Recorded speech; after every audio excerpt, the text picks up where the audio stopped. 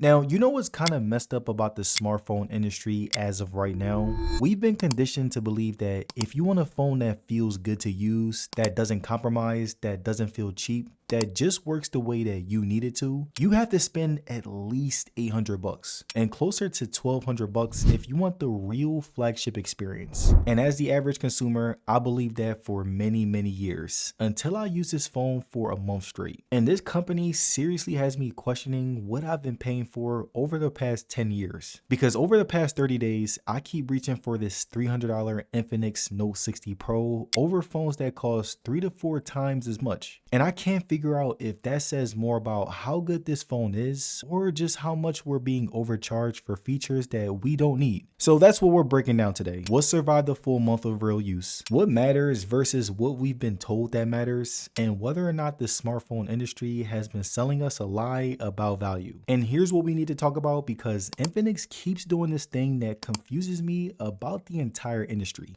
See, Infinix keeps releasing phones that challenges what value actually means. And the Note 60 Pro might be the most extreme example yet. Because after a month, I keep reaching for this phone. Over phones from Samsung that have better cameras on paper, to better software support, to a better ecosystem integration. And it's not because I'm trying to prove a point. It's because this phone solves problems in my daily life better than devices that cost way more. And honestly, that's very weird for me because that shouldn't be how it works. Because when I use this phone, nothing feels cheap, nothing feels like a compromise, and nothing makes me think, okay, this is where they cut corners. But don't get me wrong, I'm not saying that it's perfect. It does have real flaws that we will talk about, real compromises. So in this video, let's break down what survived real use, what's useful versus launch day marketing, and what this does well that makes me keep reaching for it. And also what it doesn't do well that might be a deal breaker. This isn't just a phone review, it's a conversation about value, about what we're paying for, and whether the industry has been selling us things that we don't need while ignoring what matters most. Now, the first thing that I want to talk about is what didn't survive after 30 days, what annoyed me, and what I stopped using because, like I say with every other phone, this phone is not perfect. Now, first was XOS 16. Now, it is fine, it does work, but there are small inconsistencies that do accumulate and bug me over time. Animations aren't always smooth across all apps. Some menus feel dated compared to stock Android, and the settings organization is sometimes unintuitive.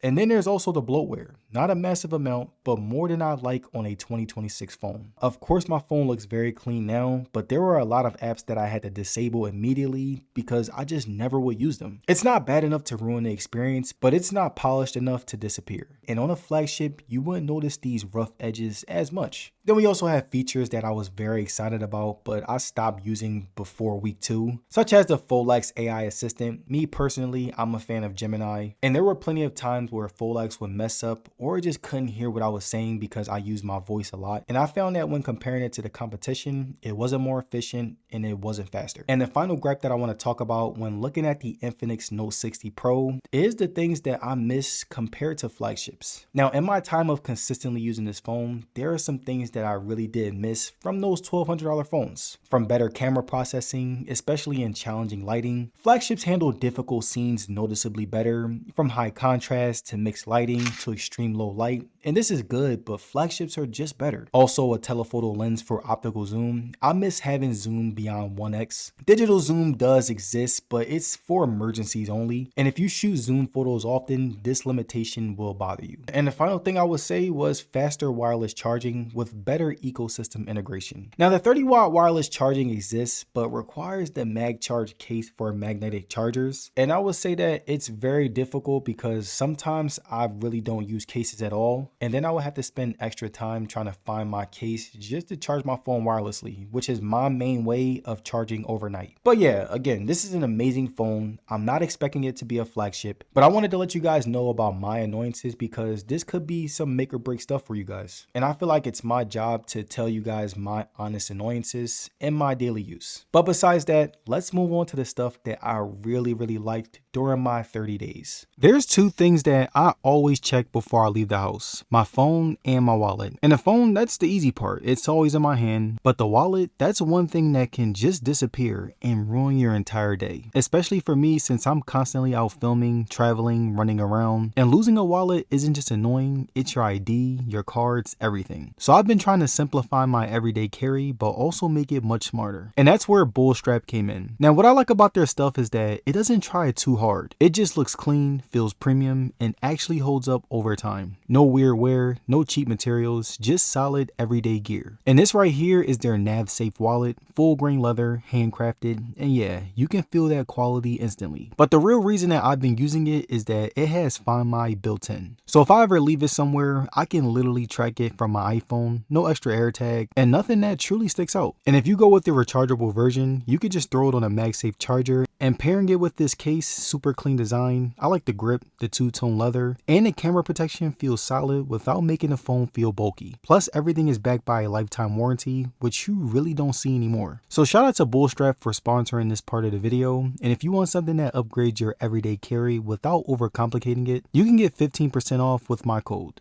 Now, let's talk about how this has held up physically. After 30 days of daily carry, not babying it, just using it like a normal person, here's what I've been seeing. The aluminum frame with zirconium sand finish still looks really great. I have one small scuff on the bottom edge from dropping it while getting out of my car, but otherwise, no major scratches, no wear patterns, and it still feels solid and premium. It also has Gorilla Glass 7i on the front, also very impressive. No screen protector for 30 days, keys and coins in the same pocket, no visible scratches, and I've checked under direct light and still nothing. So from a durability standpoint, this doesn't feel like a $300 phone, it feels built to last. Now, how does it feel after carrying it every day for a month? Well, at 201 grams with about 7.4 millimeters thin, it's not the lightest, but the weight distribution is very well balanced. No hand fatigue, the contour edges that I barely noticed on day one, those do matter over time, and they make it easier to hold than phones with sharp flat edges. And I would say that in a pocket, it's slim enough to the point where I forget that it's even there most of the time, which is very impressive for a phone with a 6500 milliamp hour battery. But okay, when it came to the actual matrix display, the rear LED system with 288 pixels that shows notifications on the back. Looking at the active matrix display after a month, when I first got it, I thought cool gimmick. I'll use it for a week and forget that it exists, but 1 month later, I'm still using it daily, and here's why. When the phone's face down and I get a call or message, I see it immediately without picking it up. The LED matrix lights up with a pattern from incoming calls to texts to charging status, whatever. And in meetings, when I'm working and can't constantly check my phone, that ambient awareness is useful. I set it up so specific apps trigger specific patterns. Banking apps show one pattern, work messages show another, and personal messages are different. So I can tell at a glance if something needs immediate attention. So I would say that as far as a useful feature, it was really worth it, and it did survive my 30-day test. The Pixel Pets thing was definitely still a gimmick. Set it up once, but haven't touched it since day 3. Many games on the LED matrix, play Star Blast once, but never again. But I would say that from the core notifications functionality to the charging status, the recording light when I'm filming, all still active and all still useful. So after 30 days, the active matrix display is a feature that I do value, not for the gimmick stuff, but for the practical utility. All right, now let's talk about what made me keep using this phone, and it's probably not what you'd expect. It's the charging. Now, let me tell you about my mornings, because this is where 90-watt fast charging became something that I truly depended on. Now, I'm not great at charging overnight. There was multiple mornings this month where I woke up at 17%, 19%, and 23% battery. That's the do I have enough time to charge for an hour, or am I going to make it through an entire day? But with the Note 60 Pro, I plug it in while getting ready, taking a shower, brushing my teeth while I'm getting dressed, and 20 minutes later, when I'm walking out, I'm at least 75% from basically empty, and in the time that it took me to get ready. And what it did over a month was it basically removed my battery anxiety, especially, because this phone is a cheaper phone. I didn't really expect it to last this long, and I didn't really expect it to charge this fast. I stopped planning around my battery battery, I stopped checking the percentage obsessively because even if I do mess up, I can recover in minutes. And another critical question that I have was, how does the 90-watt speed hold up after a month? Well, I did track this specifically. On day 1, I went from 18% to 75% in 20 minutes. On day 15, I went from 16% to 73% in 20 minutes. And on day 30, I went from 19% to 74% in 20 minutes. Basically identical, no degradation. My battery health is still pretty much at 100%. And the self-healing battery tech that Infinix claims will maintain this for 6 years. Too early to verify, but month 1 shows no slowdown. And that consistency really mattered for me in day-to-day life when using this phone. Now, alright. Let's talk battery life. We're not going to be discussing marketing claims, but actual daily use over a month. Now, average screen time for me was 6.5 to 7 hours per day, from constant messaging to filming clips for social media, about an hour of YouTube or Netflix, emails, browsing, the 144 hertz enabled the whole time. And I'm ending most days at around 15 to 20%. And this easily makes it through a full day with room to spare. On heavier days where I'm gaming or filming all day or editing on the phone, really pushing it, I've hit about 8 to 9 hours of screen time, and I still made it to bedtime with about 5 to 10% left.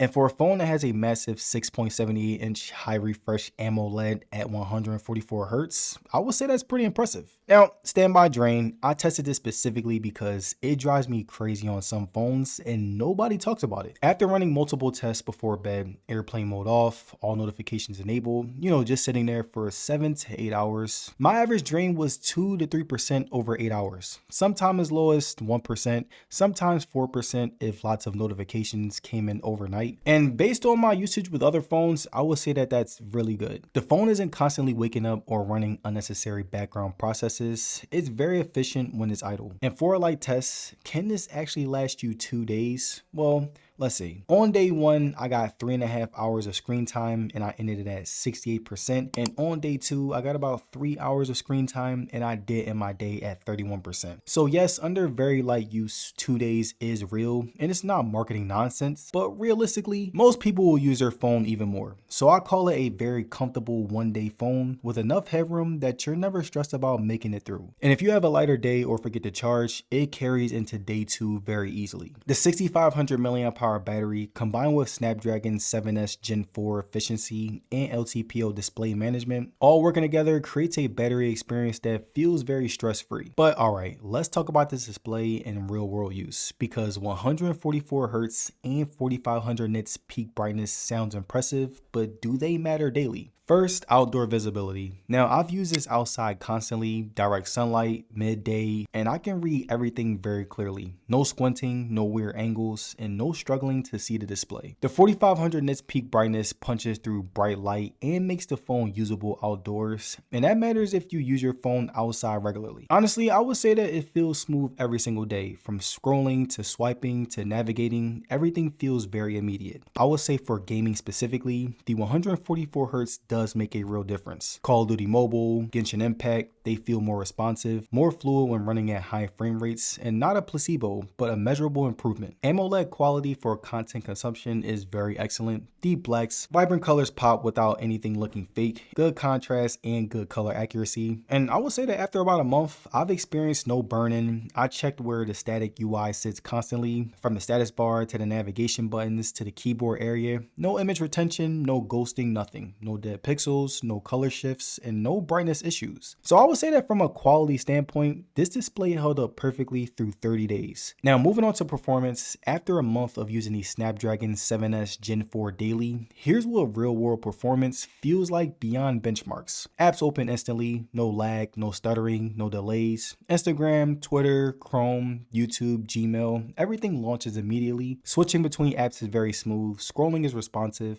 and taking photos happen the moment that I tap the shutter. And for 95% of what normal people do daily, from messaging to social media to browsing to streaming, this performs just like a flagship, and I can't tell a difference in daily use between this and $1,000 phones. But where you do notice the gap is sustained heavy workloads. Like whenever I play games like Genshin Impact, I will definitely have more stutters than usual. Like exporting 4K videos take longer than a Snapdragon 8 Elite or an Apple A18. Running multiple intensive apps shows some slowdown, down, and that's where flagships do have more headroom. But for normal daily use, it is fast enough and it never really feels truly limiting. On high graphics, it constantly holds 60 frames per second with occasional dips to 55 to 58. And during max settings with the higher frame rate, I did get some hiccups. The vapor chamber cooling does work. Even during 30 to 40 minute sessions, the phone does get warm, but never uncomfortably hot. So I would say that after about a month of regular gaming, the consistency did hold up. Day 1 performance versus day 30 was basically identical. All right,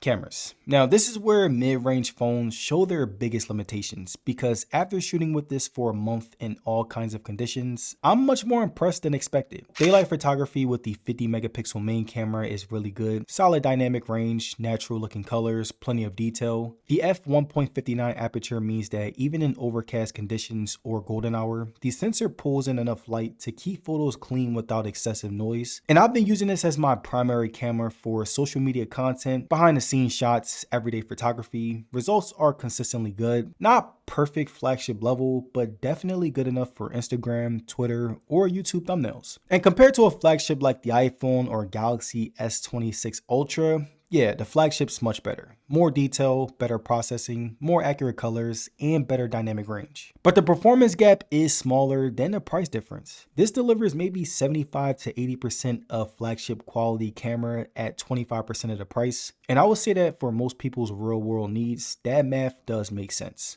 Now, when it came to video, I shoot a lot of video, and I did test this extensively. The electronic stabilization makes handheld walking footage surprisingly smooth. You can still tell that it's handheld. There's a slight bounce, but it is usable. Clean enough for social media, YouTube vlogs, and quick clips. And I've been using this for B-roll, walking shots while talking to the camera, casual filming, and I'm confident enough to rely on it without a gimbal. So after 30 days of real use, am I still using this phone? Well, yes, and it's not because it's perfect. It has real flaws, from software inconsistencies to camera limitations to missing features, but the things that it prioritizes and does well are better and matter most in my daily life. Fast charging removes battery anxiety. Display is great for content and gaming. Battery lasts all day without thinking about it. Build feels more premium than the price. And the active matrix display proved more useful in ways that I didn't expect. Most of these aren't flashy revolutionary features, but they're fundamental things that I interact with dozens of times daily. And after dealing with so many phones, the thing that I care for most is when those core things work exceptionally well and everything else feels less critical. So yeah,